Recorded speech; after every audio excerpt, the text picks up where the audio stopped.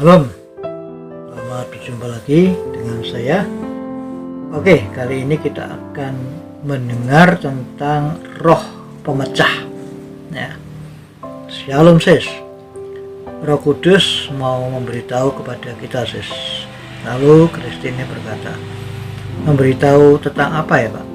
Saya jawab, tentang roh pemecah sis. Lalu Kristine berkata, oh maksudnya bagaimana Pak?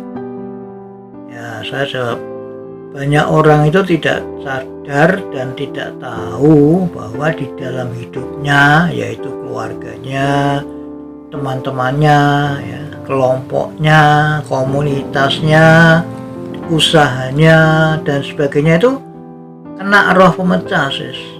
Nah, sehingga terjadi perselisihan ya dalam keluarganya dan sebagainya, pertentangan ya, pertengkaran ya, dan saling benci atau pembunuhan dan sebagainya. Lalu Kristine berkata, oh gitu, iya sih, memang ada banyak keluarga itu tidak ada ya, malah tiap hari bertengkar ya, akhirnya cerai Pak.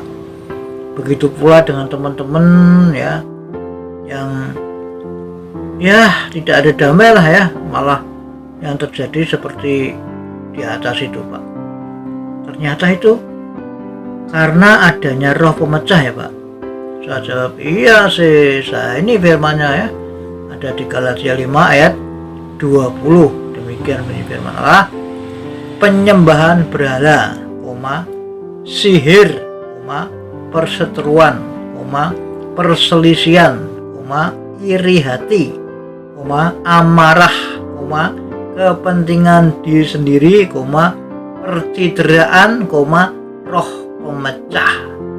Nah, perhatikan itu ada roh pemecah itu istimewa itu ya, yang kita soroti ya. Lalu Kristine berkata, oh iya ya. Nah, roh pemecah itu maksudnya roh jahat atau itu suatu perbuatan manusia yang belum bertobat Pak? Saya jawab, ya, roh pemecah itu kan memang adalah roh jahat sis, namanya roh pemecah ya.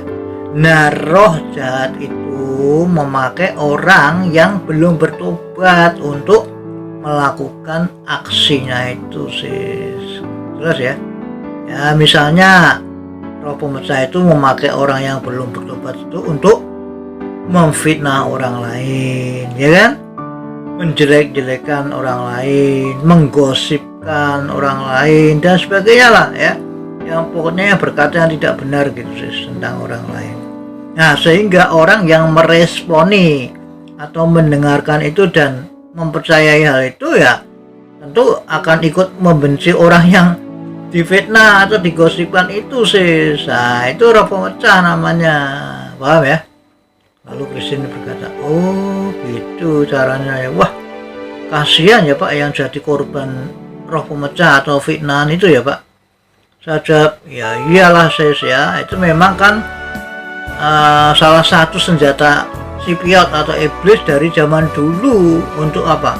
Untuk menghancurkan keluarga, menghancurkan pertemanan ya, menghancurkan suatu komunitas, menghancurkan gereja, organisasi dan sebagainya sis ya.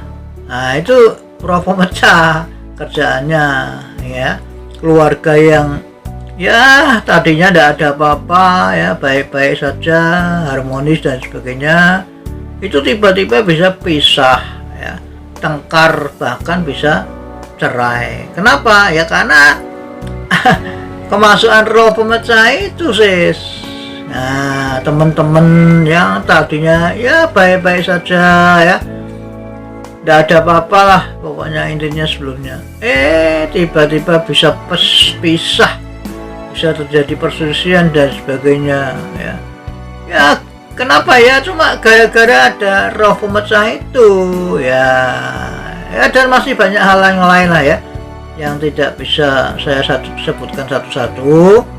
Yang intinya tadinya baik-baik saja, itu bisa tiba-tiba berubah menjadi aneh.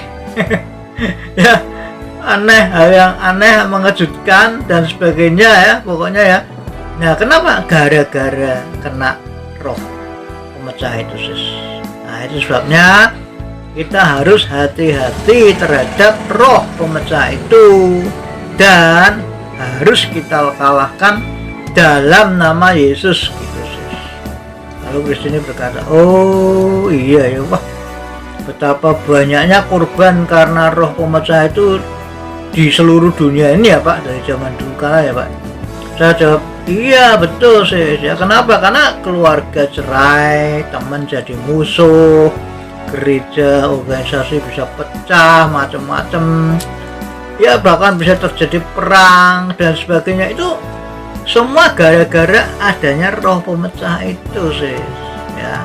Tentu saja kita harus tahu ya kenapa keluarga, teman ya, terus gereja, komunitas, negara dan sebagainya itu bisa kena roh pemecah itu kenapa? Nah, itu yang perlu kita tanyakan. Baik, kita sambung dengan bagian kedua. Tuhan Yesus memberkati. Amin.